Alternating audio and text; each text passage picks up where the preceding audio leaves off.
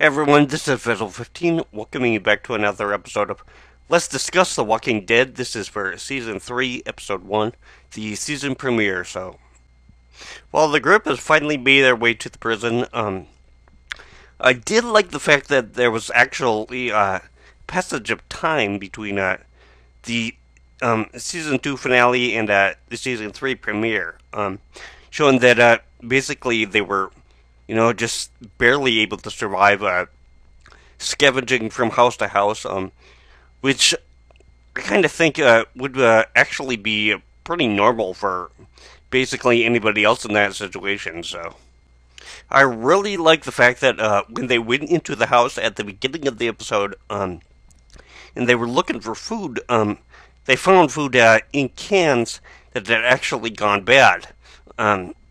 I know it's kind of a little thing, but little details like that I really like because like 6 months to a year on or whatever, you're probably not going to find food, and if you do, it's probably going to go bad. So that is really my only kind of problem with movies like Land of the Dead or whatever. Like 20, 30 years on, if you find something, it's gonna be kind of bad and stuff. I think even Twinkies at that point will be bad. So Andrea's storyline really hasn't picked up just yet. I'm thinking it probably will in like episode 2 or whatever. But right now, I do like the fact that they didn't just pick up when she was rescued right after she left the farm. So because this will leave a lot of space for actual flashbacks later on. So I know it's kind of a cheap way to actually tell the story through flashbacks, but it can be kind of effective if you really use it right. So I'm glad that they went out and actually found the prison. It's going to be kind of interesting to see exactly how they do it for the season, but I was looking at the security for, the prison and stuff, and I'm kind of thinking that it's got to be like a minimum security prison because it seems way too easy to like actually break in and out. So, just having the chain link fences out there really doesn't seem like a very good security thing to me. But hey, I've never been in prison, so I don't know. Maybe it's more effective than I thought. I don't think it's going to be really effective against the walkers, though. Considering many times before they've broken through fences and they tore down a chain link fence and a wooden one, and they've gone through glass and security glass, I should say.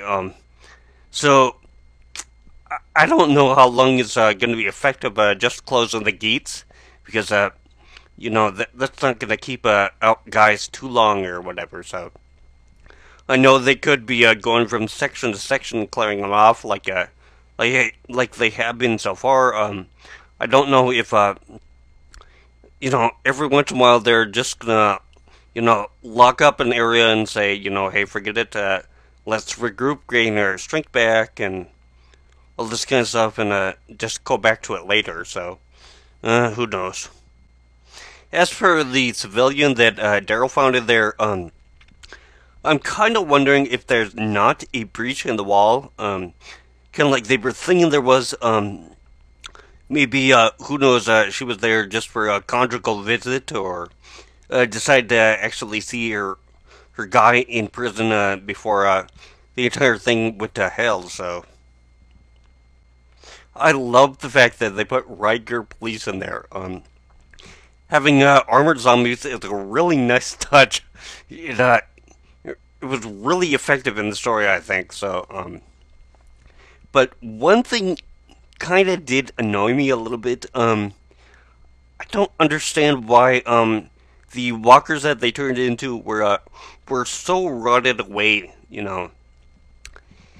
I would kind of think that you could probably get by with that with like maybe like one or two of them or whatever, but I kind of think that most of those would actually be pretty well formed, like the actual guys, they wouldn't have died from like bites or scratches or whatever. They would have died of, like, say, from starvation or whatever. So, um, their flesh would be a little more intact, I think. So, I do gotta say, before I continue on with the prison, I really like the way that Carl has started to develop here. So, um, he's not just the little kid, kind of annoying everybody else, just running around getting into trouble or whatever. He's actually become a stronger, I should say, member of the group. So, plus, yeah, I really don't know how it's gonna work between him and Herschel's daughter. So, I guess it'll kind of be interesting to see if she actually finds him to be like an actual like attractive guy, or if he's just gonna turn back into an annoying little kid. So I did find it kind of weird that there was no light when they went to D Block or whatever it was. I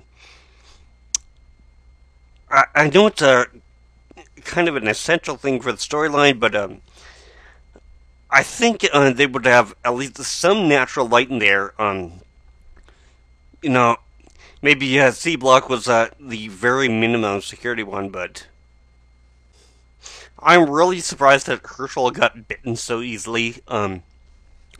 Because you would think that that'd be kind of the first thing that you would learn would be if there's a dead body even close to you. Either one, walk on the other side of the hallway, as far away as possible, or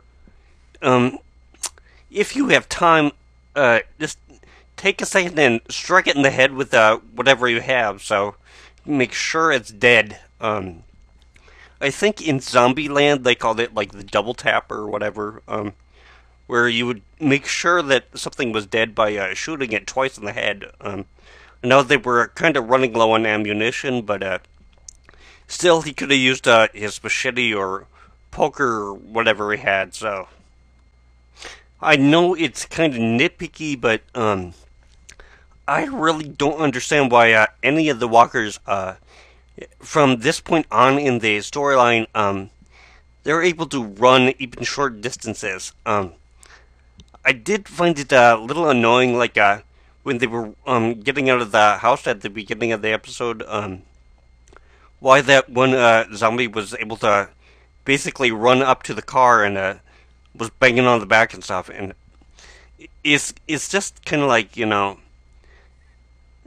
these people or things or whatever you want to say, they've been dead basically for about a year or whatever, so they should not be able to run at all. So you would kind of think that rigor mortis and stuff would take over. So plus, and I know that they kind of did this with the riot police ones, but why aren't like more of the walkers like losing like their arms or whatever, kind of like lepers do, or whatever? Because these guys have been running away for how long? So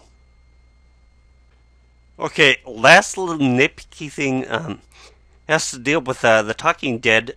They talked about the formation that they went into the prison with as the phalanx, and that really is not what the Greek phalanx was at all. So my Latin is a little bit rusty, but I think it was called a contubernium or something like that. So it was specific to the Roman army. The Greek phalanx was a force of spears, I guess you could say, almost impenetrable from the front. So I think the spears that they had were like 20 or 30 feet long or whatever.